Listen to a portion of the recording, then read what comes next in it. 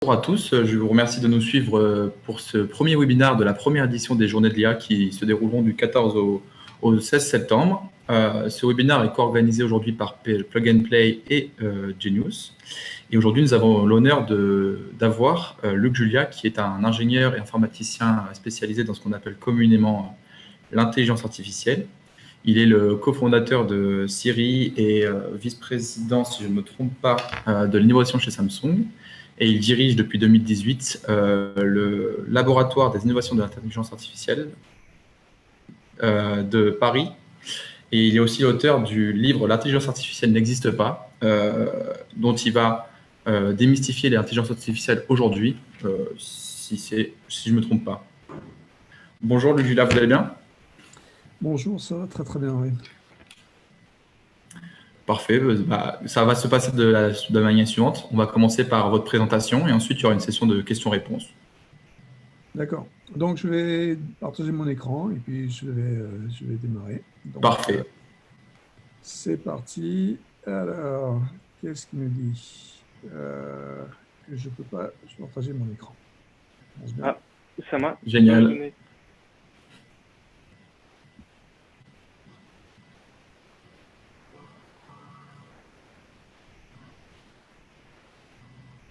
Oussama, s'il faut des... Ok. Vous me dites quand si je peux faire quelque chose. On attend juste l'autorisation d'Oussama. Ouais, vas-y. C'est bon, il faut y aller. Non.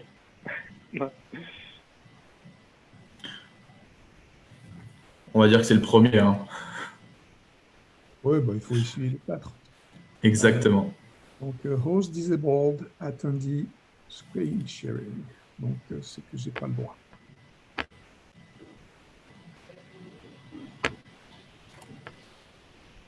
Hop, je demande si tout va bien. J'ai commencé, Oussama. C'est juste qu'on attend, il faut que tu puisses partager l'écran à Luc Julia pour qu'il puisse partager son écran.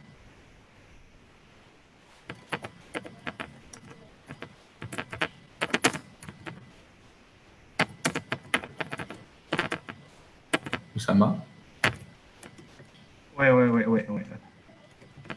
Parfait.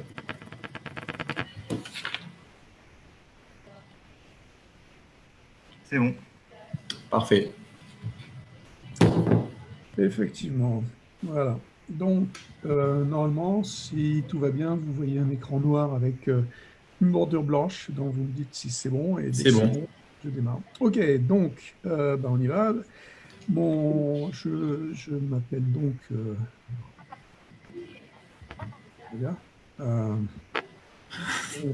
je m'appelle Lucas. Et on va effectivement aujourd'hui parler d'intelligence artificielle et je vais vous expliquer pourquoi l'intelligence artificielle n'existe pas. L'intelligence artificielle qui n'existe pas, c'est celle dont vous entendez parler tout le temps. Et c'est celle-là qui m'embête un tout petit peu parce que c'est celle-là qui n'existe pas. C'est celle de Hollywood, en gros. C'est celle qu'on parle dans les films. C'est celle qui nous fait peur ou qui nous fait rêver. Donc, l'intelligence artificielle doit nous faire un petit peu peur, mais pas forcément rêver.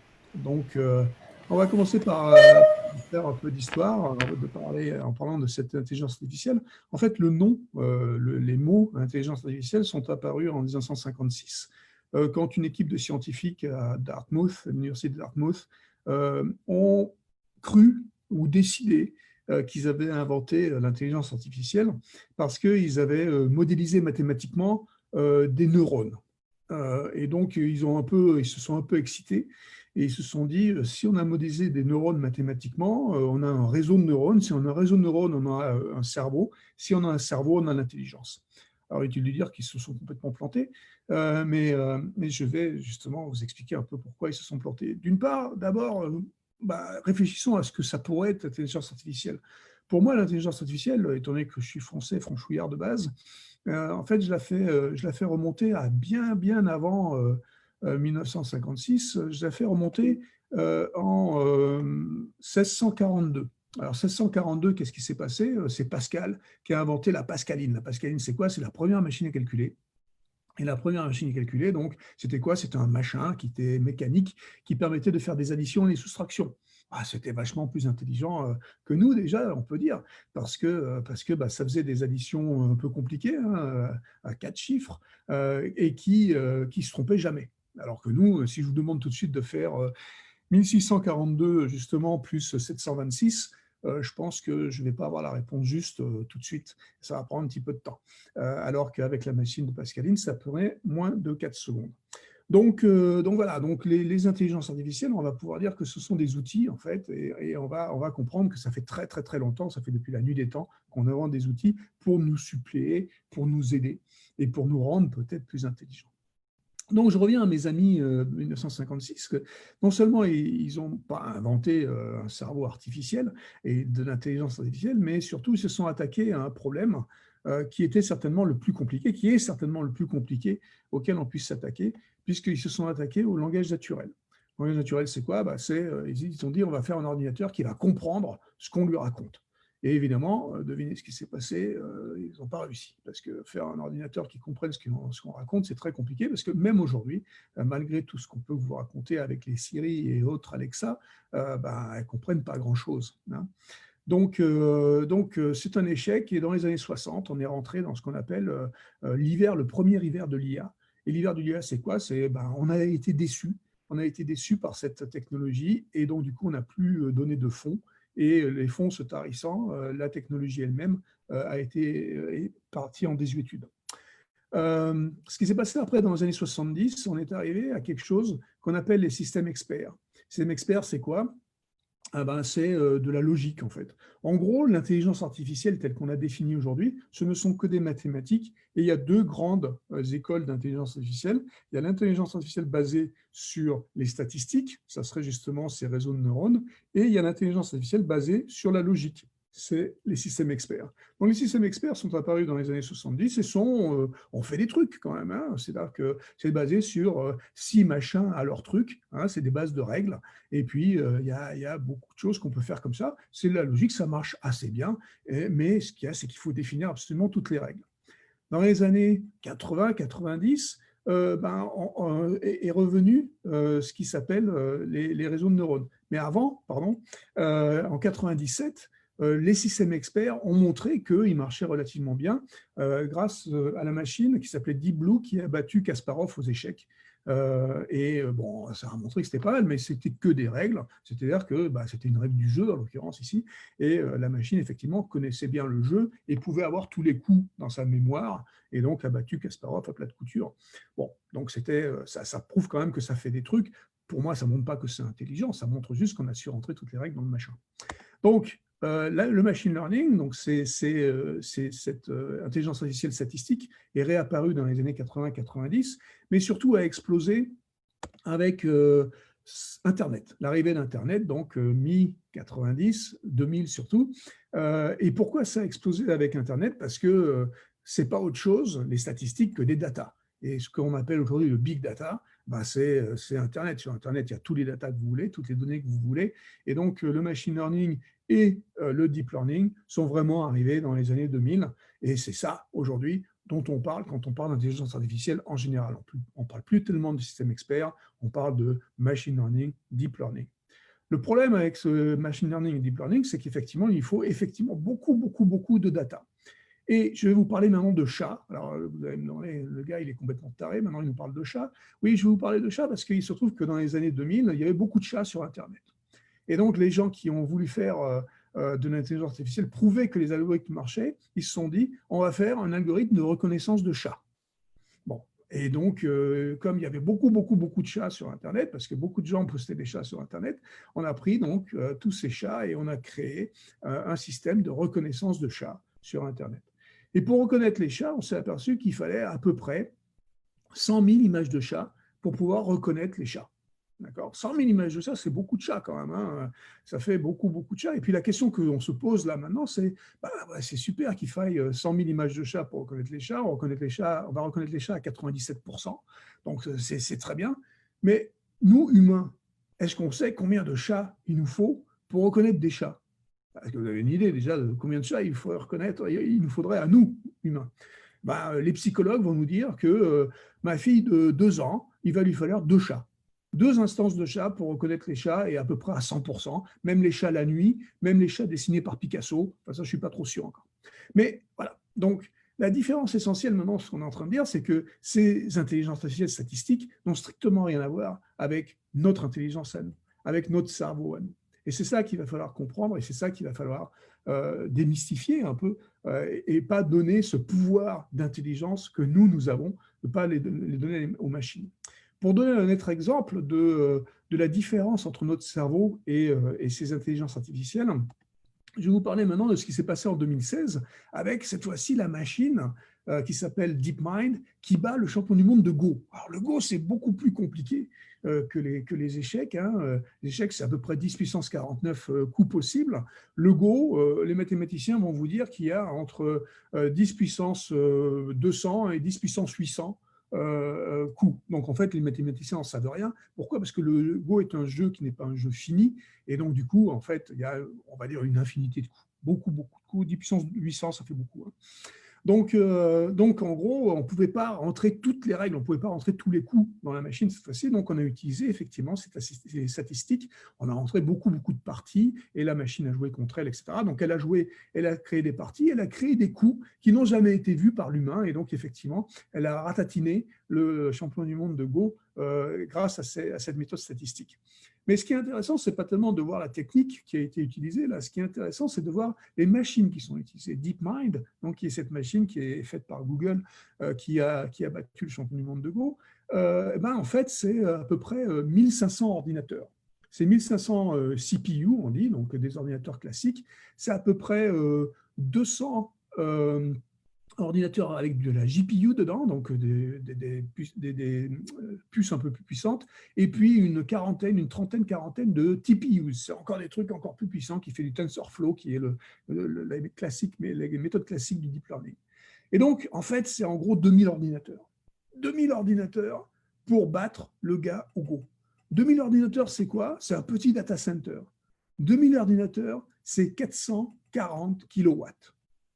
440 kilowatts pour battre le gars au Go. Et là, la question qu'on peut se poser, c'est le gars qui est en face, donc ce champion du monde de Go, qu'est-ce qu'il a, lui, dans la tête? C'est quoi, ça? Notre cerveau, qu'est-ce qu'il développe comme puissance électrique, on va dire, équivalente? Eh bien, un humain, normal, en général, développe à peu près 20 wattheures. D'accord? 20 000 fois moins que cette machine. Et en plus, cet humain, il va non seulement utiliser 20 000 fois moins, parce que 440 kWh, c'est beaucoup par rapport à 20 Wh, mais en plus, il va faire autre chose que jouer au Go. La machine, elle, celle-là, elle ne joue qu'au Go. Elle ne fait pas la cuisine, elle ne va pas pouvoir faire une addition, elle fait que du Go. Okay? Donc, il y a une aberration encore ici, qui est une aberration écologique, où on va utiliser beaucoup de ressources pour faire quelque chose de très, très particulier et qui n'est pas forcément très intéressant. D'accord. Un autre truc qu'il faut comprendre, c'est qu'on a parlé de big data, on a parlé donc de données, de beaucoup de données pour pouvoir utiliser et faire marcher ces machines. Et le problème des data, c'est que les data peuvent être biaisées. Et donc, il y a un truc qu'on n'a pas bien compris encore et qu'on ne comprend pas très bien, c'est que quand on va aller chercher ces data, on peut juste se tromper carrément de dataset. D'accord ? Et pour ça, il y a plein d'exemples, dont un exemple en 2016 aussi, qui est une machine qui a été faite par Microsoft, qui était un chatbot, qui était sur Twitter. Microsoft s'était dit, on va mettre sur Twitter un chatbot qui va aller répondre aux questions des utilisateurs sur Twitter à propos des produits de Microsoft, ça va être super et tout ça. Dans l'histoire des chatbots, qui n'était pas effectivement très très longue à l'époque, mais dans l'histoire des chatbots, c'est devenu le chatbot le plus raciste et le plus sexiste de l'humanité. Okay, pourquoi? Parce que, en fait, ce chatbot, au bout de quelques temps, au bout de quelques heures, il s'est mis à insulter les Noirs et les femmes. Okay, alors bon, là, on peut se dire, c'est quand même un peu bizarre. Qu'est-ce qui s'est passé? Pourquoi ce chatbot s'est mis à déraper comme ça? Eh ben, l'histoire, elle est relativement simple. Alors évidemment, Microsoft ne va pas raconter exactement ce qui s'est passé, mais les scientifiques ont un peu étudié tout ça et se sont demandé pourquoi un chatbot doit être débranché au bout de 16 heures. Il a vécu 16 heures, le truc, d'accord? Il a fallu le débrancher au bout de 16 heures. C'est quand même pas beaucoup, pour des années, pour des mois, on va dire, de travail, certainement. Bah, déjà, il y a deux problèmes. Le premier problème, c'est un problème de programmation pure. Quand on crée un chatbot, en général, on essaie de faire en sorte qu'il ressemble à son public. Et il se trouve que il va donc adopter le même langage, la même chose que ce que fait l'endroit où il est déployé. Et il se trouve que sur Twitter, au bout de 2-3 interactions, en général, on s'insulte. Et donc, le programme a bien marché pour ça. C'est-à-dire qu'au bout de 2-3 interactions, il s'est mis à insulter les gens qui étaient en train de discuter avec lui. Donc ça, ce n'est pas très difficile à fixer. Il suffit de changer ce qu'on appelle le facteur d'adaptabilité, pardon, et donc de ne pas s'adapter trop aux gens à qui on parle. Donc ça, c'est facile. Par contre, l'autre truc, c'était les données. Et donc, les données, c'est quoi? C'est sur quoi le robot, le chatbot a été entraîné. Et le robot, dans ces cas-là, dans ce cas-là particulier, certainement, il a été entraîné sur des données de conversation qui ne sont pas très faciles à trouver. Sur Internet, c'est en fait pas facile de trouver des données de conversation qui sont un peu structurées. Et il se trouve qu'il y a une base de données qui existe, qui s'appelle Switchboard, qui existe depuis les années 50, qui est une base de données américaine, qui retranscrit des conversations téléphoniques de gens qui appellent pour leur machine qui est cassée et des choses comme ça. Donc, il y a des millions et des millions de conversations qui sont enregistrées et qui sont transcrites. Donc, c'est ça qu'on va utiliser pour créer un chatbot, un truc qui va faire des dialogues. Et il se trouve que Switchboard, c'est bien, c'est pratique, c'est là, et c'est utilisé par plein de gens maintenant. Mais il y a beaucoup de données. Donc, pour en fait faire le chatbot, on n'a pas besoin d'autant de données que ça. Donc, les gens, les créateurs du système ont certainement pris seulement un morceau de cette base de données. Et je peux très bien imaginer l'ingénieur de Microsoft en charge de ce machin, il se dit, tiens, allez, je ne vais pas m'embêter, je vais prendre seulement un subset, un sous-ensemble, et je vais prendre Alabama dans les années 50. Alors évidemment, si vous réfléchissez à l'histoire, Alabama dans les années 50, ce n'était pas vraiment le meilleur endroit pour les Noirs, et ce n'était pas le meilleur endroit où ils étaient considérés. Et donc, évidemment, si le chatbot est entraîné avec des données qui sont biaisées, le chatbot lui-même, il va être biaisé, et dans ce cas-là, il était raciste et sexiste. Voilà. Un autre truc que je veux dire rapidement aussi, qui est toujours basé sur les datas, on nous dit c'est tellement compliqué, l'intelligence artificielle, c'est une boîte noire. Bon, alors je vous rassure ou pas tout de suite, l'intelligence artificielle, ce n'est pas une boîte noire. On est capable d'expliquer absolument tout, il n'y a pas d'inexplicabilité dans l'IA. Le seul truc, c'est que c'est compliqué. Alors, ça veut dire quoi? C'est compliqué, ça veut dire que les algorithmes sont compliqués, mais ils sont explicables par les gens qui créent les algorithmes. Mais surtout, le problème principal, et c'est là où peut-être il y a quelque chose qui nous échappe un peu, c'est que les capacités de calcul, les nombres de calculs qui sont faits à la seconde sont énormes. On parle de millions de calculs à la seconde. Donc, c'est difficile de remonter le chemin d'une décision parce qu'il y a des millions et des millions de calculs qui sont faits par seconde. Donc, c'est compliqué à faire. Mais ça serait possible. Ça veut dire que ce n'est pas inexplicable, ça serait explicable, mais il nous faudrait beaucoup de temps pour expliquer ça. Ou il nous faudrait une autre machine qui va aussi vite que la machine qui fait les calculs pour pouvoir à chaque étape expliquer cette étape. D'accord? Donc, ce n'est pas inexplicable, c'est inexplicable pratiquement, mais ce n'est pas inexplicable mathématiquement. D'accord? Donc, il ne faut pas dire n'importe quoi quand on parle d'inexplicabilité.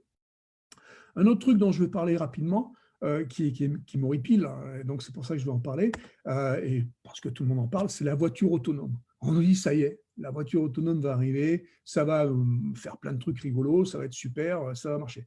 Alors, il y a plusieurs niveaux dans la voiture autonome. Il y a le niveau 1 qui n'est pas du tout autonome, jusqu'au niveau 5 où la voiture est complètement autonome, elle fait tout comme nous, même mieux que nous. D'accord? Eh bien, j'ai une mauvaise nouvelle pour vous aujourd'hui. La voiture autonome niveau 5 n'existera jamais. Alors, elle n'existera pas dans 5 ans, dans 10 ans, dans 25 ans, dans 1000 ans. Elle n'existera jamais. D'accord? Et pour ça, je vais vous le prouver, quand même, parce que vous pouvez me croire ou pas, mais je vais vous prouver quand même que cette voiture n'existera jamais. Et je vais vous le prouver avec deux petites histoires pratiques, on va dire.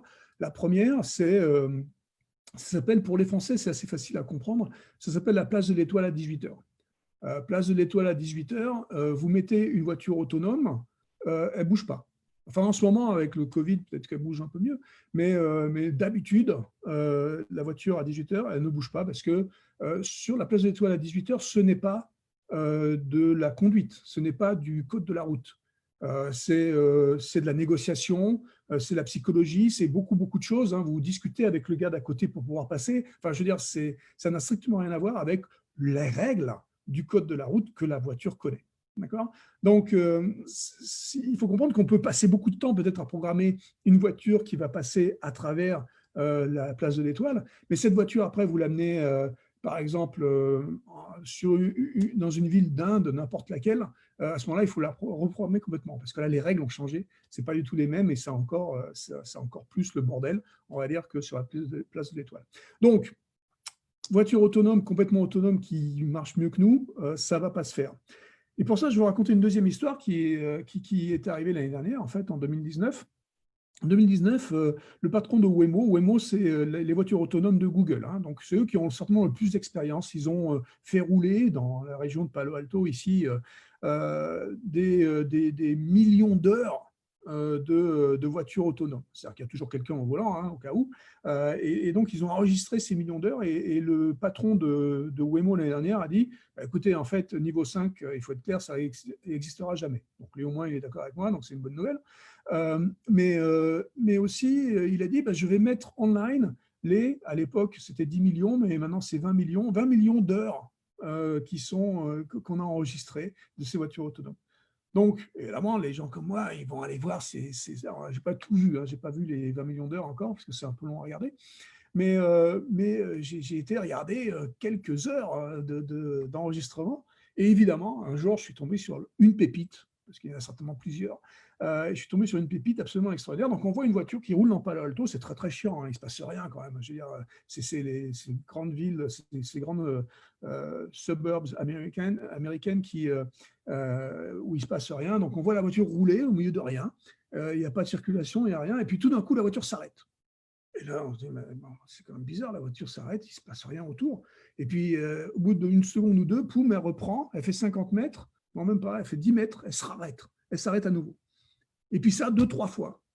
Mais c'est aberrant. Et puis, on sent là que l'opérateur, parce qu'il y a un opérateur qui est là, il reprend la main et s'en va, parce que derrière, les gens, il devait être un peu fou, quoi, que le gars s'arrête au milieu de la route comme ça. Et là, on regarde la vidéo un peu plus en détail, et on voit que sur le bord de la route, il y a 2 gars qui sont en train de marcher. Alors, bon, 2 gars qui marchent sur le trottoir, c'est pas très, très grave. Mais on regarde encore un peu mieux, et on voit qu'un des 2 gars qui marche sur le bord de la route, sur son épaule, il a un panneau stop. Et là, on se dit, bah, moi, ou n'importe qui, enfin j'espère, qui voit un connard sur le bord de la route avec un panneau de stop sur le dos, il ne va pas s'arrêter. La voiture autonome, elle voit un panneau stop sur le bord de la route, elle s'arrête. C'est sa règle. C'est ça. D'accord ? Donc, évidemment, maintenant, il y a certainement quelqu'un qui a rajouté une règle quelque part qui dit s'il y a un bouffon sur le bord de la route avec un panneau stop, alors tu ne t'arrêtes pas. D'accord ? Mais ce n'est pas comme ça que ça se passe. D'accord ? La voiture, le robot, l'intelligence artificielle ne crée pas, n'invente pas.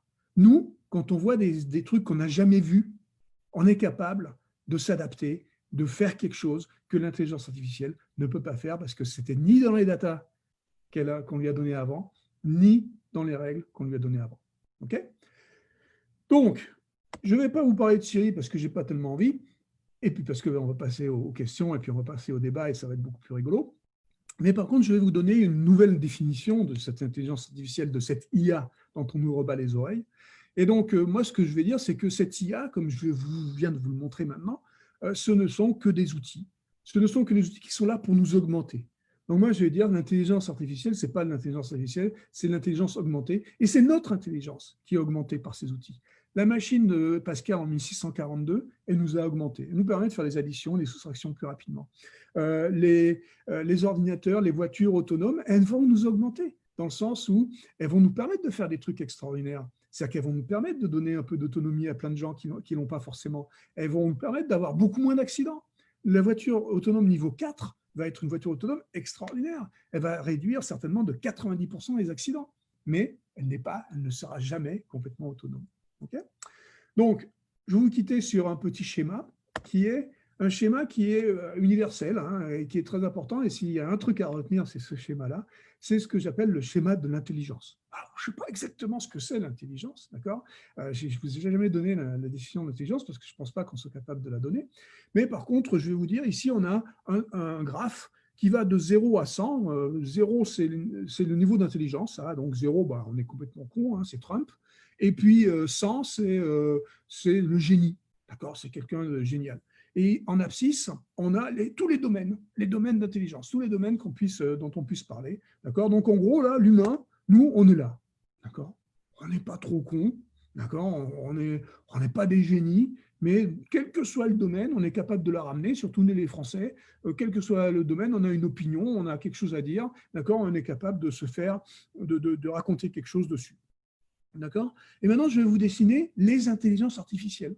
Donc, ces intelligences artificielles très spécialisées dont je viens de vous parler avant, on va parler par exemple oui, je vais vous raconter ça après. On va vous parler par exemple des échecs. D'accord? Alors, aux échecs, ben, on n'est pas trop idiot, d'accord? Nous, on est assez bon, on fait des maths et tout, donc on est fort. Mais la machine, elle est où? Ben, la machine, elle a tous les coups, d'accord? Donc, la machine, elle est à 100. D'accord? Voilà, ça c'est bien. Au Go, c'est rigolo parce que, comme on a dit tout à l'heure, la machine peut inventer des coups qui n'ont jamais été vus par l'humanité. Donc on peut dire que la machine, là, elle est à 120%. D'accord? Pourquoi pas? Okay. Après, on va regarder la conduite. Comme je viens de dire juste avant, la conduite, la voiture autonome n'existera pas, d'accord, complètement. Donc, elle ne sera pas à 100, mais elle sera à 80. Et nous, on n'est pas à 80. D'accord? On boit un petit coup de temps en temps, on texte un petit coup au volant, enfin, on fait plein de petites bêtises. D'accord? Et la voiture, elle ne fera pas ça. Donc, elle va, comme j'ai dit tout à l'heure, certainement sauver beaucoup de vies. Je vais prendre un autre truc que je vais appeler la livraison. Hein, on s'en fiche, on verra ça tout à l'heure. C'est un domaine connexe. Le robot peut faire quelque chose de très, très particulier dans la livraison. Il va faire ça très, très bien. Il va faire ça beaucoup mieux que nous. Très bien. OK. Et en fait, je vais prendre n'importe quel autre domaine. Dans n'importe quel domaine, je vais pouvoir créer un outil qui sera meilleur que moi. C'est la définition même de l'outil. Sinon, ce n'est pas la peine que je crée un outil. L'outil, je le crée parce qu'il va faire quelque chose de mieux que moi. Le marteau, je le crée parce qu'il va me permettre de ne pas me péter la main quand je plante un clou. Okay? Donc, on va pouvoir définir n'importe quoi. Mais malheureusement, c'est que chacun de ces domaines est très particulier et demande des datas particulières, des règles particulières. Et donc, contrairement à ce qu'on peut penser et contrairement à ce que nous, certainement, on fait, nous, certainement, quand on apprend dans un domaine, on peut prendre ces données d'un domaine pour pouvoir les réadapter et comprendre un autre domaine. Les robots, malheureusement, il n'y a pas vraiment de capillarité entre les domaines. Donc, il y a des gens qui étudient ça, qui essayent de dire, si j'ai une voiture qui a appris la conduite, on va pouvoir lui donner plein de trucs pour livraison. Alors, c'est vrai, on va pouvoir faire du transfer learning, ça s'appelle, entre un domaine et l'autre, mais ça va être très, très limité. Pourquoi ça va être très limité? Parce que ce que je vais vous dessiner ici, au lieu d'être continu comme notre intelligence à nous, c'est ce qui s'appelle discret en mathématiques. D'accord? On a chacun de ces trucs qui est discret. Alors, il faudrait, déjà, pour couvrir l'intelligence humaine, qui est infinie, d'accord? Il faudrait pouvoir avoir une infinité de lignes discrètes comme ça. Alors, une infinité, c'est compliqué, hein, mais bon. Mais on va regarder ce qui se passe là, juste entre les deux domaines connexes ici. Le problème entre les deux domaines connexes en mathématiques, c'est que, comme j'ai dit, entre deux domaines discrets, il y a l'infini, justement. Et l'infini, c'est compliqué. C'est-à-dire qu'il y a toujours des cas qui ne vont pas être pris en compte dans l'un ou l'autre de ces domaines. D'accord? Donc ça, c'est compliqué. Et un autre truc qui est compliqué, maintenant, on va regarder cette infinité, l'autre infinité, notre infinité à nous. Notre infinité de domaines, le fait qu'on puisse inventer des choses et inventer des nouveaux domaines, justement, qu'est-ce qui va se passer quand quelque chose va être inventé, va être nouveau? Nous, on invente un truc. Où est l'intelligence artificielle quand nous, on invente un truc? L'intelligence artificielle n'a pas inventé ce truc, c'est nous qui l'avons inventé. Et donc, l'intelligence artificielle, elle est nulle part. D'accord? Elle n'existe absolument pas. D'accord? C'est nous qui allons devoir définir les données et devoir définir les règles pour ce nouveau domaine qu'on a pu inventer au temps T. OK? Voilà. Donc ça, je vous laisse avec ce petit graphique-là. Je vous remercie et on peut passer aux discussions. Merci beaucoup déjà pour la présentation. Et ensuite, pour le système de questions-réponses, je propose à tous ceux qui sont sur le live de poser leurs questions, qu'on lira en direct. Et en attendant que les premières personnes posent leurs questions, moi personnellement, j'avais une première question, c'était vis-à-vis des dernières avancées de l'IA, s'il y en a dans les coulisses ou s'il y a des choses qui sont en train d'arriver ou pas, par curiosité. Les techniques, hein, comme je viens de dire un peu maintenant, les techniques de l'IA ne changent pas vraiment. D'accord? Donc, depuis les années 50, effectivement, on avait commencé avec les statistiques. Après, on a fait, comme j'ai dit, les bases de règles. Et ces techniques, aujourd'hui, sont basées sur des mathématiques. Et tout ce que je viens de vous raconter, c'est en utilisant ces techniques-là. C'est-à-dire qu'aujourd'hui, la facilité, si vous voulez, de l'intelligence artificielle, c'est qu'on peut trouver beaucoup de données et de nouvelles données, on peut créer de nouvelles données, donc on peut encore créer des intelligences artificielles dans plein de domaines qu'on n'a pas encore touchés. Donc, c'est la facilité dans le sens où il y a encore plein de domaines où on n'utilise pas l'intelligence artificielle et où il y a des données qu'on peut utiliser pour créer ces nouvelles intelligences artificielles. Donc, les techniques elles-mêmes ne changent pas vraiment, sauf que il y a des capacités de calcul qui sont plus importantes, il y a des capacités de mémoire qui sont plus importantes, et donc plus de mémoire, ça veut dire plus de données, plus de calcul, ça veut dire plus de données aussi à traiter. D'accord? Donc, dans les années 50, ces statistiques, elles existaient déjà plus ou moins, donc. Aujourd'hui, elles ont été exacerbées par l'arrivée d'Internet, par l'arrivée de toutes ces datas, de ce big data, d'accord? Et aujourd'hui, c'est ceux qu'on exploite, d'accord? Donc, il n'y a pas vraiment de nouvelles techniques. Alors, évidemment, il y a des algorithmes qui sont plus fins. On arrive parce qu'on fait des calculs, on arrive à faire des calculs plus compliqués avec des machines plus compliquées. On peut arriver à des choses plus fines, mais les techniques sont les mêmes. Donc, il n'y a pas vraiment d'avancée technologique dans l'intelligence artificielle elle-même. D'accord? Par contre, encore une fois, moi, ce dont je vous ai parlé aujourd'hui, c'est les mathématiques. Donc, quand je vous dis que la voiture intelligence, enfin, niveau 5 n'existera jamais, c'est en utilisant ces techniques. Je ne vous dis pas, et je ne vous dirai jamais, que si un jour on utilise quelque chose d'autre, alors quelque chose qu'on ne sait pas, qu'on ne connaît pas aujourd'hui, d'accord, qu'il faudra inventer. Alors, peut-être qu'on inventera une intelligence artificielle à base de biologie. Et là, je pense qu'effectivement, si on invente une intelligence artificielle à base de biologie, ça sera beaucoup plus proche de notre cerveau. Parce que notre cerveau est biologique et physique. D'accord? Donc, si on invente quelque chose qui est plus proche, qui est une modélisation plus proche du cerveau, il est possible qu'à ce moment-là, on soit plus proche d'une intelligence artificielle. Mais avec les techniques actuelles qui sont des techniques mathématiques, il n'y a absolument aucune chance qu'on se rapproche du cerveau. Et surtout, il n'y a pas beaucoup d'avancées pour répondre à la question. Parfait. Si jamais Raphaël, privilège de co-animateur, tu as une question, ensuite on passera aux questions Facebook.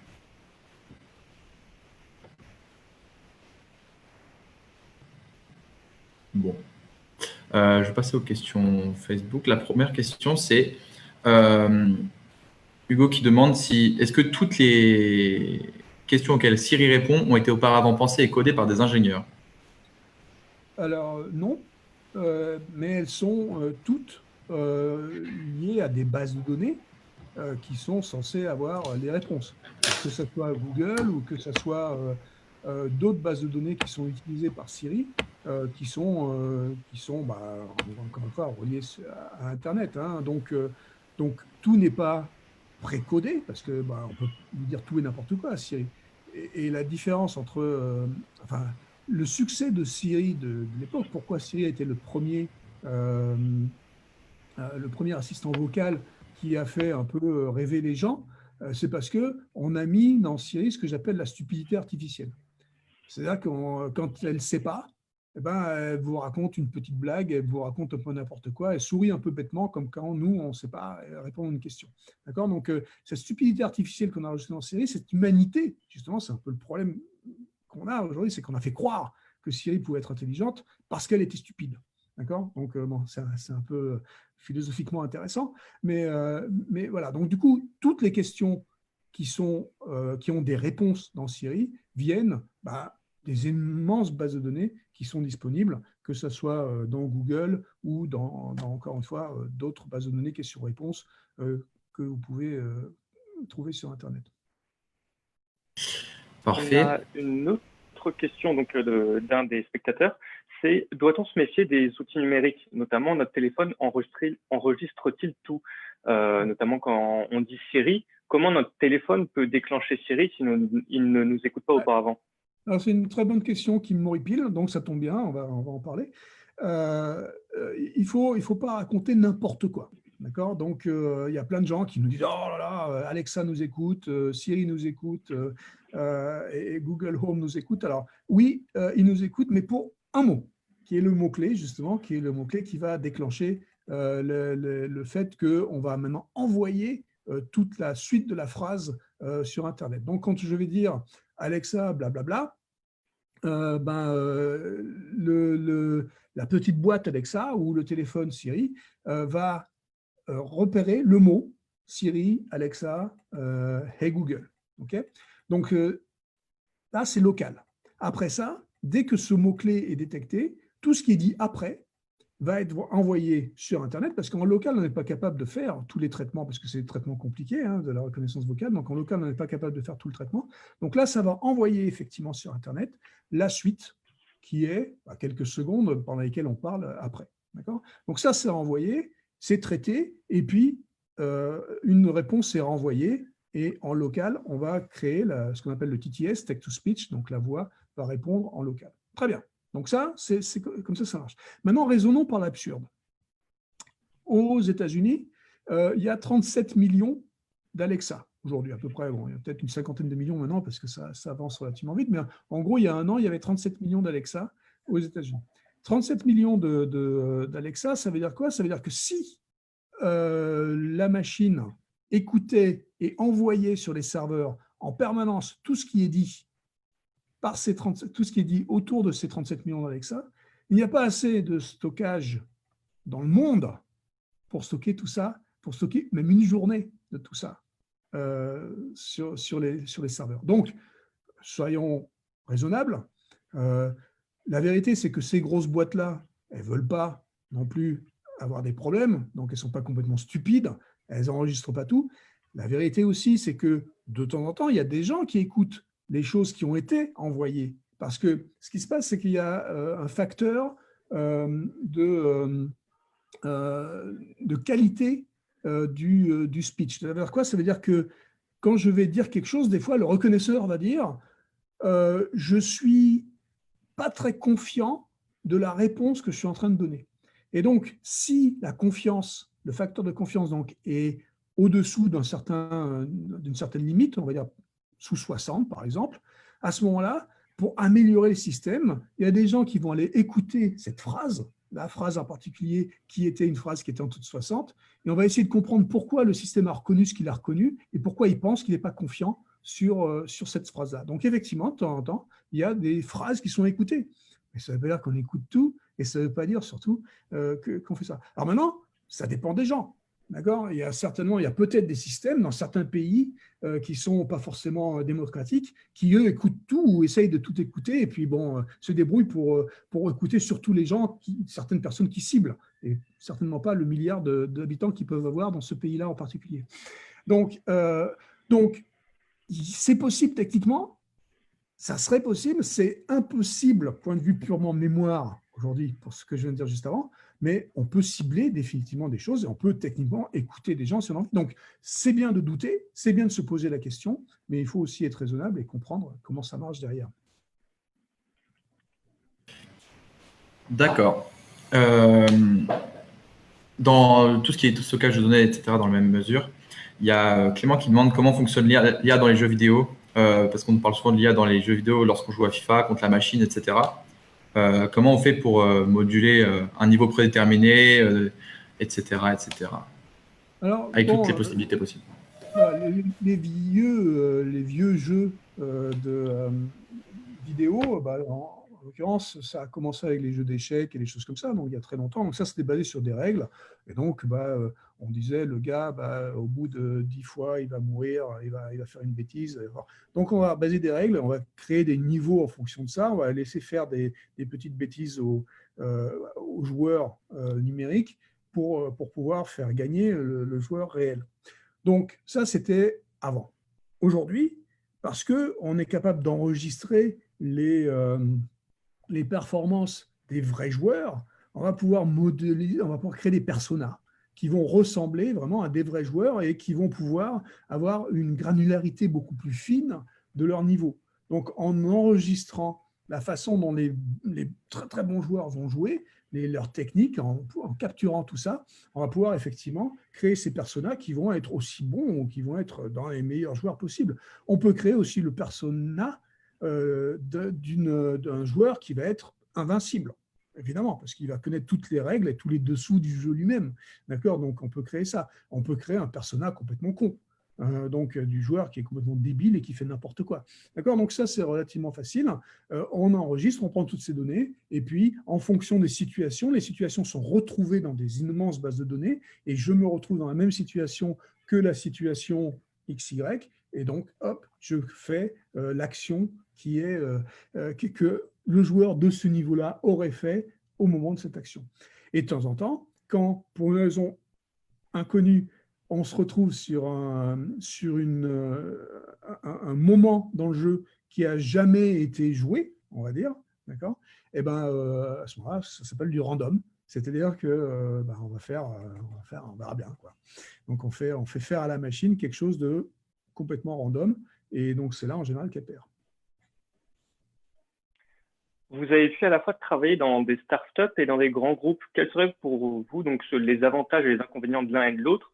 Et qu'est-ce que vous conseilleriez pour des jeunes souhaitant poursuivre une carrière dans la tech? Alors bon, moi j'ai fait 10 ans de recherche, 10 ans de start-up et 10 ans de grosse boîte. D'accord? Donc la recherche, c'est super rigolo, c'est super intéressant, on fait plein de trucs, mais on n'a pas de sous. Les startups, on n'a pas de sous, mais on fait des trucs qui sont vraiment à la pointe et on les amène aux vrais gens, contrairement à la recherche où on les garde entre nous. D'accord? Donc, on les amène aux vrais gens, on a la possibilité de tester et de voir comment les vrais gens réagissent. Et donc, après, ça marche ou ça ne marche pas. Et puis là, on a plein de sous. D'accord? Et puis, les grosses boîtes, alors on a plein de sous. On a plein de gens avec qui on peut jouer parce qu'en général, on a un public. On n'ose pas forcément, pour raisons légales, etc., sortir des trucs trop innovants. Donc, on attend que quelqu'un d'autre les fait pour pouvoir le faire. Donc c'est pas tout à fait les mêmes psychologies de ces différentes choses. Donc, ce qui est le plus excitant, c'est certainement les startups, mais c'est aussi le plus dangereux parce qu'il y a un facteur risque qui est énorme. Hein. Il y a 90% des startups qui meurent. D'accord? Donc, il faut quand même être clair. Mais ceci dit, c'est là où se passe vraiment l'innovation. L'innovation dans les grands groupes est beaucoup plus compliquée. L'innovation dans les grands groupes est plus une innovation par acquisition, où justement, on va acquérir ces petites boîtes pour pouvoir intégrer les innovations dans les grands groupes. Donc, c'est plus compliqué, mais en même temps, c'est plus confortable. D'accord? Parce que on a plein de sous. Donc voilà. Par contre, le upside, donc ce qui va se passer si toutefois vous avez une petite boîte qui est rachetée par un gros, l'upside est énorme. C'est-à-dire que vous devenez millionnaire en 15 minutes. Dans une grosse boîte, c'est plus compliqué de devenir millionnaire. Voilà. D'accord. Il y a Pierre-Antoine qui demande quel parcours vous avez suivi, que ce soit en France ou aux États-Unis. Donc en France, j'ai fait des études de mathématiques, d'accord. Donc je suis un mathématicien au départ. Après ça, est arrivée l'informatique. Enfin, moi, je suis tombé dans l'informatique quand j'avais une quinzaine d'années. Donc j'ai fait beaucoup d'informatique tout le temps en tant que hacker, bidouilleur, etc. Donc j'ai fait une licence maîtrise d'informatique. J'ai fait après ça un doctorat d'informatique. De Human Computer Interface, interface homme-machine. Et donc, ça, c'était en France, à Télécom Paris, Subtélécom à l'époque. Aujourd'hui, je ne sais plus comment il s'appelle parce qu'ils ont changé de nom 3 fois. Donc, je crois qu'il s'appelle à nouveau Subtélécom maintenant. Et donc, après ça, je suis parti aux États-Unis. Une fois que je suis rentré dans le labo du CNRS, je suis parti aux États-Unis pour faire un postdoc. Je suis allé au MIT d'abord et après à Stanford. Voilà, et donc j'ai fait un postdoc et je suis resté depuis aux États-Unis, donc ça fait 27 ans.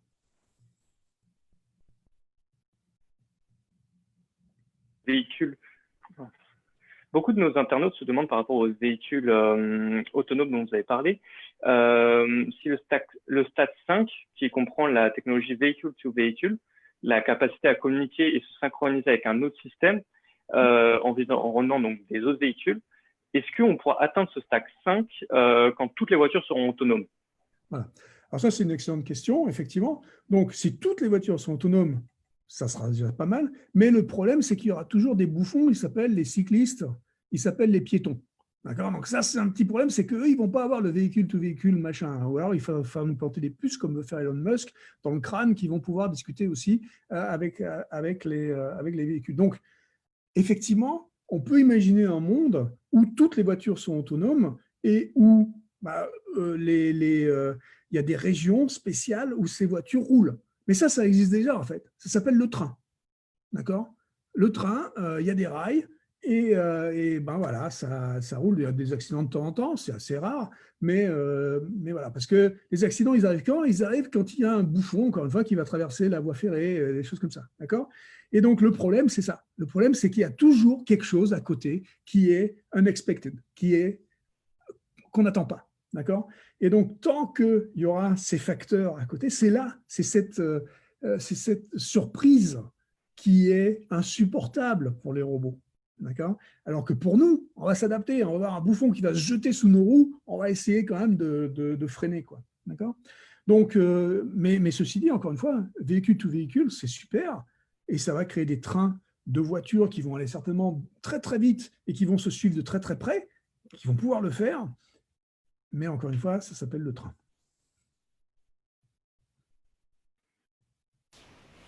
On a ensuite Jérôme qui a rebondi sur la place aujourd'hui des startups et il se demandait s'il était possible que les startups puissent se développer et d'avoir une place face au soleil, face aux géants, dit-il.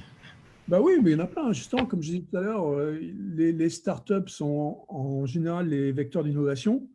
Et donc, quand il y a une grosse boîte qui comprend ce que fait la startup et prend les effectifs, prend l'IP, enfin la propriété intellectuelle et tout de cette startup, la startup, comme j'ai dit, devient successful, devient, je ne sais plus comment on dit, je suis désolé pour les anglicismes.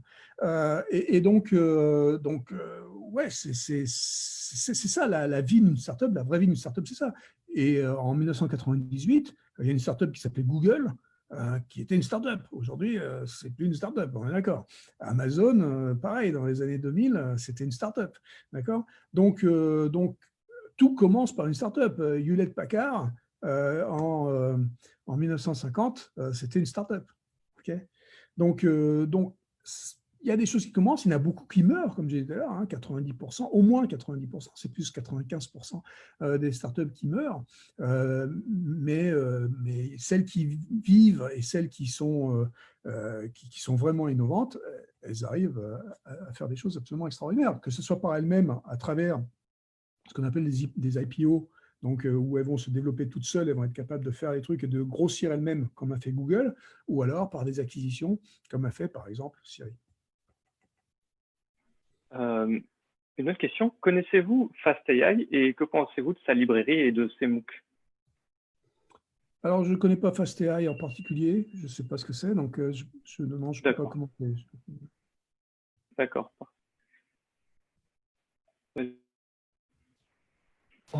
Pensez-vous que nous posons assez de questions d'ordre éthique dans le développement de l'IA?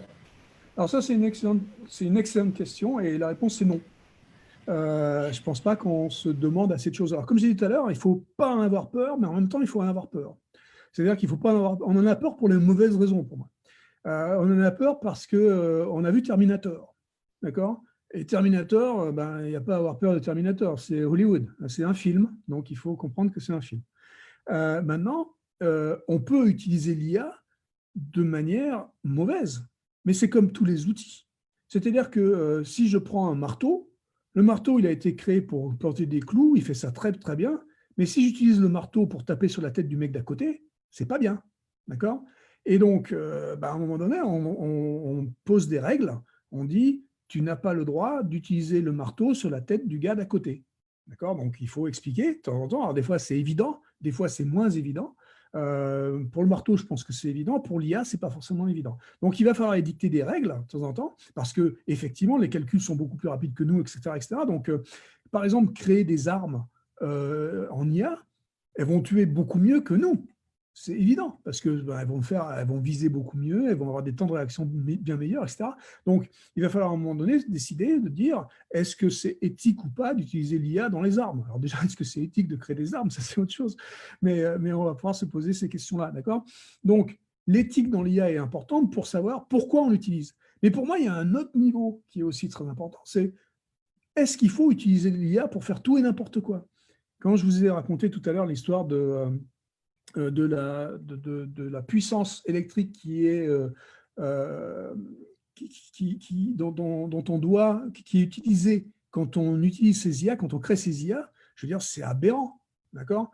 Quand on a 440 kilowatts pour pouvoir faire une machine qui joue qu'au Go, il faut se demander, est-ce que je veux vraiment créer cette machine?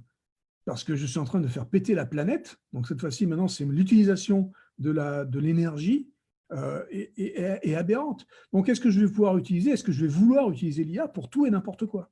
D'accord? Donc à un moment, il va falloir aussi réfléchir à ça et mettre des carcans en disant, tu vois, pour allumer ta lumière, peut-être que tu n'as pas besoin de l'IA et peut-être que tu peux utiliser ton petit bras pour appuyer sur le bouton. D'accord? Donc, il y a des choses auxquelles il faut réfléchir et il faut se poser des questions et il faut challenger. Donc, il faut en avoir peur d'une façon éthique, justement, plutôt qu'en avoir peur d'une façon irrationnelle. D'accord. On a une autre question en fait de Jérôme qui rebondit sur ce que vous avez dit sur les startups face aux géants d'aujourd'hui. Sa question c'est est-ce qu'aujourd'hui une startup n'a que comme choix de soit couler, soit se faire racheter, ou est-ce qu'on pourrait voir l'apparition d'un nouveau géant comme Google? C'est très possible. Une startup, a priori, quand elle se crée, enfin, en général, quand on crée une startup, on a déjà une idée de ce qui s'appelle le exit strategy. D'accord? Donc, on sait déjà à peu près vers où on veut aller. Donc, il y a beaucoup de startups qui se créent pour être rachetées. Donc, elles ont un but. Elles ont dit, moi, je veux me faire racheter par un Google, je veux me faire racheter par un Apple, ou tout ça. Donc, il y a beaucoup de boîtes qui font ça. Mais il y a des boîtes qui considèrent qu'elles ont inventé un truc et qui veulent aller jusqu'à l'IPO. Quand vous regardez aujourd'hui l'économie en général et l'économie, on va dire, des 10 dernières années, il n'y a pas eu beaucoup de startups qui ont fait d'IPO. D'accord? IPO, je ne sais pas comment on dit en français, de mise en bourse, je ne sais pas exactement comment on dit en français. Mais donc, ces IPO, elles sont plus rares, sont beaucoup plus rares dans les années qui viennent de s'écouler. Je crois que il y a une boîte là récemment qui a dit qu'ils vont en faire une, qui est assez connue. Ça m'échappe tout de suite, donc je ne vais pas dire ça. Mais bref, quand vous voyez des boîtes comme Uber, par exemple, qui est certainement une des plus jeunes, on va dire, même si ça a aussi une dizaine d'années, eux, ils ont créé quelque chose et ils ont pas été rachetés, ils font leur propre chemin. Donc, c'est possible de créer, d'avoir cette troisième voie qui était, il y a quelques années, on va dire il y a 20 ans, il y a 25 ans, qui était la voie royale des startups. Aujourd'hui, la voie royale des startups, c'est plus le rachat que l'IPO. D'accord. Ensuite, nous avons traité du fait que l'intelligence artificielle, c'est un outil pour l'homme, que vous qualifiez d'intelligence augmentée.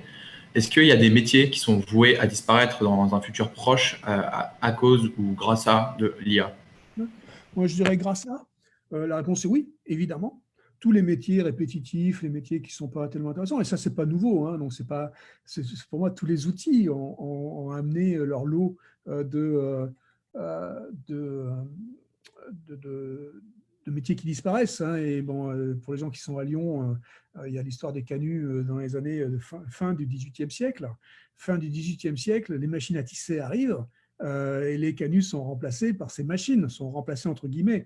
Bon, il y a eu la révolution des canuts dans le début du 19e siècle, et puis on s'est aperçu en fait que ces robots, donc ces machines à tisser qui sont arrivées, ont en fait créé plus d'emplois, mais au bout de 30 ans, d'accord, pas au bout d'un an. Donc au jour J du remplacement, c'est compliqué pour les gens qui sont remplacés, mais en général, quand on regarde l'histoire de tous ces robots, de toutes ces industrialisations en général, on se rend compte qu'au bout de quelques années, donc à J plus N, et on ne peut pas déterminer N malheureusement, en fait, il y a plus d'emplois qui ont été créés. À Lyon, ça a été le cas.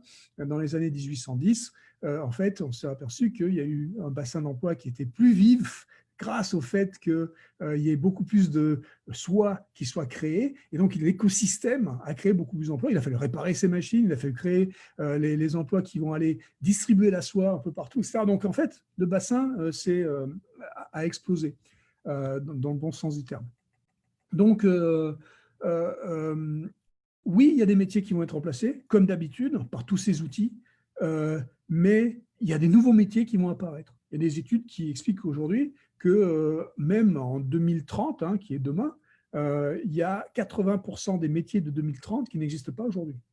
D'accord ? Ça veut dire quoi ? Ça veut dire que on va inventer des métiers parce qu'on invente des techniques, on invente des outils qui ont besoin de ces métiers. Okay ? Donc, et en général, ce qu'on regarde aussi, ce qu'on voit aussi, c'est qu'on voit dans ces industrialisations, c'est que même si le jour J, on perd cet emploi, on n'est pas content et c'est pas bien et ça pose des problèmes sociaux, les métiers qui sont créés et donc qui remplacent ou qui augmentent donc, le bassin économique, ils sont en général d'une meilleure qualité. C'est-à-dire que les gens finalement qui se retrouvent dans ces métiers sont plus heureux dans le nouveau métier qu'ils font. D'accord ? Donc ça, c'est un facteur aussi, mais c'est effectivement excessivement compliqué à expliquer pour celui qui, le jour J, perd son emploi. Une autre question qui concerne toujours donc, les voitures autonomes. Est-ce que l'IA pourrait remplacer un humain dans l'arbitrage de situations qu'on pourrait dire morales, par exemple, établir la responsabilité d'un individu dans le cas d'un accident de voiture ? La réponse, c'est oui, mais pourquoi ? Donc, évidemment, je peux créer un machin qui va dire je prends des règles idiotes, et puis je suis les règles, et puis je dis c'est sa faute et pas sa faute. Donc, on peut créer un arbre de décision comme ça.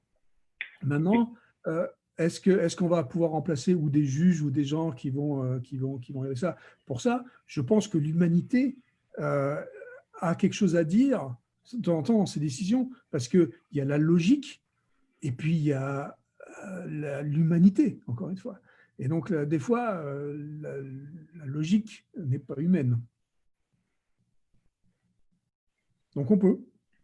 D'accord. Mais je ne sais pas si on doit. D'accord. Ok. C'est clair que ça se discute. Alors, Lilian, qui a reformulé sa question, il demande s'il sera envisageable, plutôt que de stocker un enregistrement, on pourrait stocker un jeu de données qui serait beaucoup moins volumineux.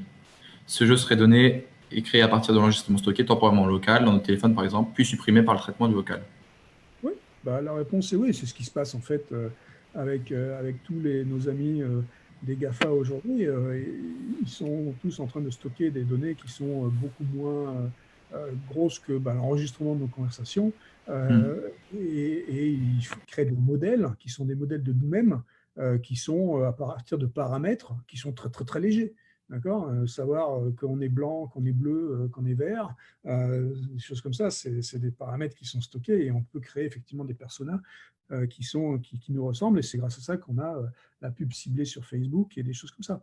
Donc oui, et c'est comme ça que ça marche aujourd'hui. Tous ces gens-là essayent de savoir à qui ils parlent, parce que le modèle économique aujourd'hui qui est privilégié est le modèle économique de la publicité. Est-ce que c'est le bon ? Ça, c'est encore une autre question. C'est nous qui avons décidé que c'était le bon, dans le sens où on se laisse faire, jusqu'au jour où on ne se laisse plus faire. Le jour où on va comprendre que Facebook utilise nos propres données pour s'en foutre plein les fouilles, peut-être qu'on ne va pas vouloir faire ça, et peut-être qu'on va vouloir vendre nos données. Donc, moi, je suis pour vendre mes données au lieu de les donner.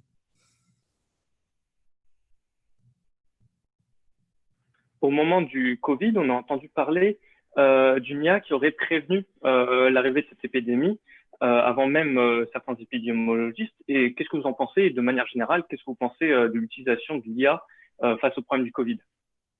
On n'a pas été bon. On n'a pas été bon. On aurait pu. On aurait pu, effectivement, il y a des signes avant-coureurs qui ne sont pas forcément détectables par les humains, mais qui sont complètement détectables par des machines. C'est que des statistiques, hein. Quand on commence à voir des gens qui sont malades dans un endroit particulier et puis un truc qu'on ne connaît pas, qu'on ne comprend pas, tout ça, c'est relativement facile à détecter. La réalité, c'est que moi, je n'ai pas entendu parler d'une machine qui ait fait ça. Donc, s'il l'a fait, bah, ça aurait été bien que quelqu'un le dise avant. Mais bon, je crois qu'on n'a pas été bon parce qu'on n'a pas regardé les bonnes datas forcément, on n'avait pas forcément collectionné les bonnes datas. Donc je pense qu'on sera meilleur la prochaine fois parce que on va garder des choses qui vont faire qu'on va rechercher déjà. On ne savait pas quoi chercher aussi. Donc là, on va chercher les choses qu'il va falloir chercher. Puis il y aura une autre maladie qui va nous prendre au dépourvu aussi. Il ne faut pas s'inquiéter. Mais le prochain ou la prochaine Covid, comme il faut dire, sera certainement détecté beaucoup plus en amont. C'est un tout petit peu ce qui s'est passé en Corée.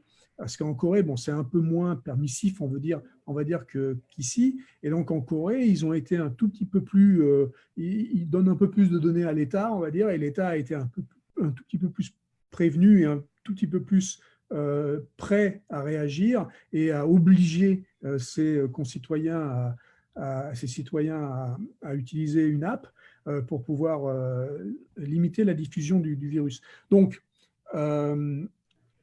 il y a des choses à faire.